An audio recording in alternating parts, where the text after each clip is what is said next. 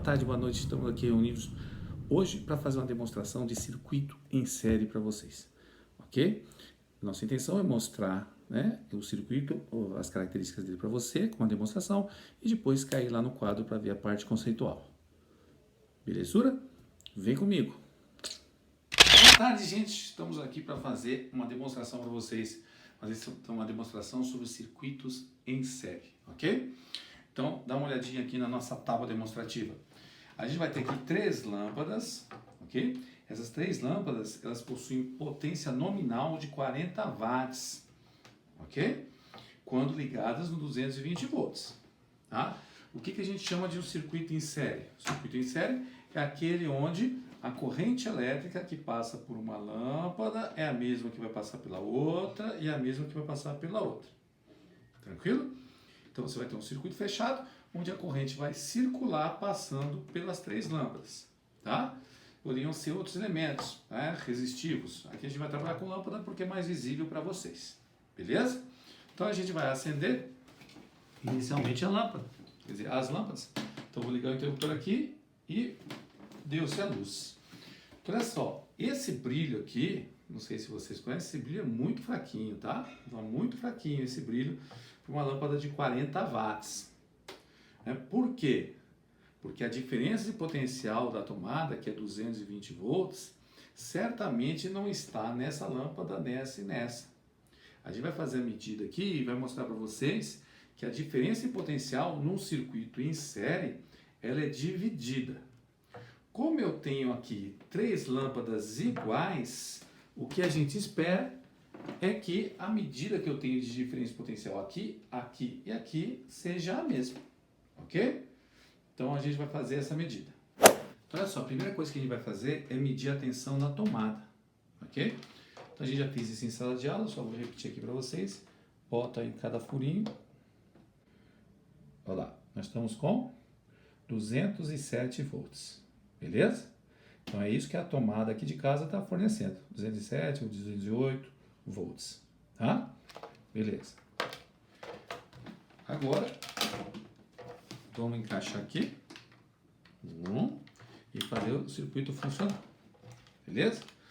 Então olha só, a gente vai fazer 3 medidas, diferença potencial em cada lâmpada, ou seja, quanto eu tenho aqui, por exemplo. Deixa eu achar o ponto certo. Estou com 74 volts. Por isso que ela não está brilhando como deve, porque ela está sujeita a só 74 volts. E essa outra? 57 volts. E essa outra? Eu achei o contato aqui ainda. 75 volts. Ah, então no total aqui eu tenho 75 mais 75, 150, 150 mais 57, 207, né? 207, tem um 206, 207 por aí. Então, o que a gente repara? A gente repara que a tensão que está sendo fornecida está sendo dividida em 3 partes. Por isso que o brilho delas não é o brilho de 40 watts, é um brilho menor. Tranquila a ideia? Então, 2 segredinhos no circuito em série. Primeiro segredo é o circuito fechado, onde a corrente elétrica que passa por uma lâmpada passa pela outra, ou seja, a mesma corrente que passa por todas. E a diferença de potencial que você tem é distribuída entre os elementos que estão lá no circuito. Tranquilo? Nós vamos fazer isso agora no quadro para vocês. Beleza? Manda bala, Renatão. Bom, gente, então depois de ver a experiência aí, né, um quadro demonstrativo, não é experiência, não, um quadro demonstrativo, vamos dar uma olhadinha agora na esquematização desse circuito, ok? Dessa associação, tá? Então lá a gente utilizou lâmpadas para representar as resistências, né? Porque é uma maneira mais fácil de você verificar, por exemplo, a potência, o que acontece com a potência da lâmpada, né? O que acontece com a intensidade da corrente, se ela está brilhando como deveria ou não. Aqui, o que a gente vai fazer? Acho que a gente vai representar esquematicamente, tá? Então, a gente tem aqui 3 resistências, R1, R2 e R3, tá? Num circuito fechado, já bonitinho. E embaixo tem uma diferença de potencial, beleza? Então, o que você vai ter aqui? Primeiro, a partir do momento que você fechou o circuito, o que vai aparecer? Vai aparecer uma corrente elétrica circulando para esse circuito. Como eu tenho aqui o polo positivo e negativo da nossa fonte, né, uma fonte de corrente contínua, o que vai acontecer na nossa corrente convencional? Lembra lá da corrente convencional? Ela sai do positivo em direção ao negativo pelo circuito. Então, ela está aqui, ó. Ela sai do positivo, vai passar por R1, vai passar por R2, vai passar por R3 e vai retornar. Ok? Então, esse aqui é o que a gente chama de sentido convencional da corrente, tá? Então, ela vai passar pelas 3 resistências. E essa é a característica que a gente citou, né? Uma das características do circuito em série, ou de uma associação em série. As 3 resistências estão sujeitas aí, estão sendo percorridas pela mesma corrente, beleza? Corrente que passa em uma, passa na outra, passa no outro. É o mesmo caminho, tá? Essa é uma das características. A outra característica que a gente viu lá, né, a partir das medidas do voltímetro, é que a diferença de potencial que está aqui embaixo, né, lá no caso era 220 volts, foi sendo dividida aí em partes. Então está aqui em laranja, ó, a DDP entre os extremos da associação é dividida pelas resistências. Uma coisa que a gente vai poder fazer daqui para frente é chamar os pontos de circuito com letras, beleza? Então, por exemplo, esse ponto aqui, ó, eu vou chamar de A, que seria justamente onde está lá o polo positivo. Então, esse ponto é um ponto de potencial positivo denominado A, tá? Quando você tem um fio, e esse fio a gente vai considerar ideal, ligando 2 pontos, e você não tiver nenhum elemento elétrico, nenhuma resistência, nenhuma fonte, nenhum capacitor, nada nesse fio, você pode chamar o outro ponto com a mesma letra. Então, aqui também vai ser A. Agora, por exemplo, aqui eu vou passar pelo R1, eu já não posso chamar de A novamente, então eu vou chamar de B. Depois, quando eu passar pelo R2, eu vou chamar de C. E depois, passando para R3, eu vou chamar de D. Agora, esse ponto aqui de baixo, eu posso, como não tem ninguém no fio, eu posso chamar de D. E esse ponto é o ponto de potencial negativo aí da fonte, tá? Então, a diferença de potencial que eu tenho entre o ponto A e o ponto D é a diferença de potencial, né, U, que a fonte é dada. Tá? Então, por exemplo, lá na tomada era 220 volts. O que a gente percebeu lá?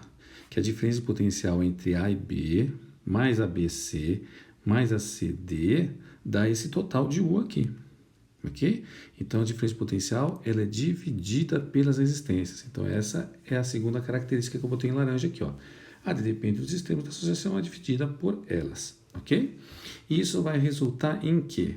Então, vamos puxar aqui, ó. Se eu aplicar a primeira lei de Ohm, né, nessa expressão da soma das tensões, o que você vai perceber? Você vai ter o I, que é comum para todos, ok? Sendo colocado em evidência. E aí a gente vai somar, vai ter aqui, dentro do parênteses, essa soma de resistências.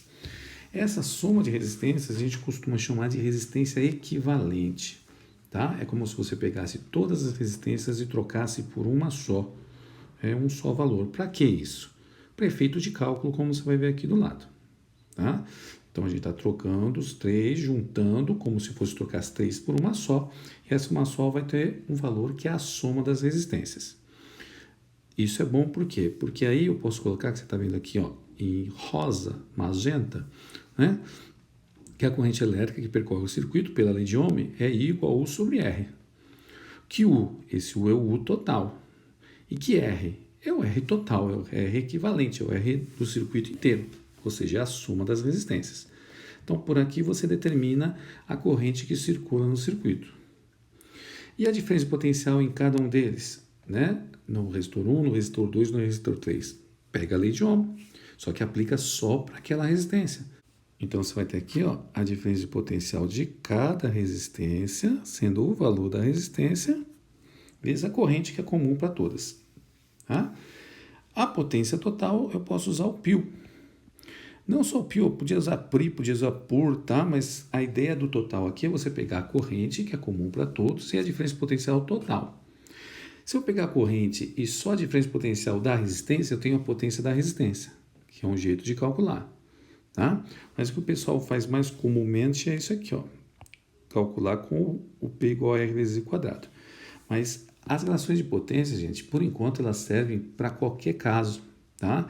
Desde que você coloque os valores corretos. Se o cara está perguntando sobre potência de R1, você tem que pegar os dados sobre R1, a tensão, a resistência, a corrente de R1. Se ele está perguntando total, você tem que pegar a corrente total, diferença de potencial total. Beleza? Então, esse aqui é o nosso básico do circuito em série. O que a gente calcula que é corrente, tensão entre os pontos e potência dissipada, tá? A gente calcula a resistência equivalente para poder calcular essa corrente total, beleza? E aí você vai ter as situações depois mistas, onde isso aqui vai ser muito útil. Tranquilo? Aí agora a gente vai ver, né, de novo aí na experiência, o processo de curto-circuito. Tá? O que é um curto-circuito? Manda aí, Renatão. Manda o curto-circuito para nós. Bom, gente, então a gente vai fazer agora um processo de curto-circuito em uma das lâmpadas, tá?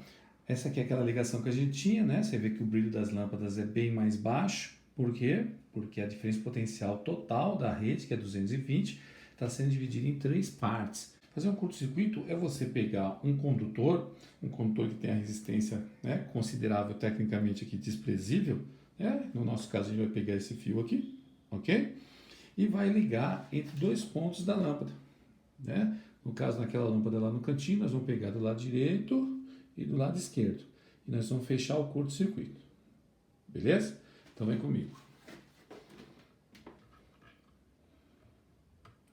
Repara aqui o que aconteceu. As outras lâmpadas passaram a brilhar mais, mas essa aqui, ela apagou. Por que ela apagou? Porque o potencial desse lado aqui esquerdo passou a ser igual, tecnicamente, ao potencial do lado direito. Então, nela, você não tem mais diferença de potencial. E se você não tem diferença de potencial, você não tem corrente elétrica. Mas como que está a corrente elétrica aí, professor? Agora ela vem, ao invés de passar pela lâmpada, ela passa pelo fio, que tem resistência bem menor, para depois ir para as outras. Ok? Então, o que a gente fez foi anular essa lâmpada, fazendo com que o potencial dos dois lados dela sejam iguais. Posso fazer com 2 lâmpadas, ó. Vou tirar daqui, o circuito está aberto, por isso que ela voltou a acender. Agora, fazer aqui, ó. Agora aquela lâmpada está funcionando como deve. Por quê? Porque toda a tensão só está nela. A corrente elétrica que está circulando no circuito passa por esse fio que fez o curto-circuito aqui, não passa pelas lâmpadas, passa por ela. Ok? Então essas duas agora também não tem passagem de corrente, por quê? Porque o potencial deste lado aqui, ó, é igual ao potencial desse. Então elas estão entre pontos sem diferença de potencial. Beleza? Então a gente verificou aí 2 coisas, né? Como funciona o circuito em série, quais são as características, tá? E o que é um curto-circuito, beleza? Agora a gente vai trabalhar um pouquinho mais de curto-circuito na aula presencial, na aula ao vivo. Tranquilo? Abraço para vocês, tamo junto.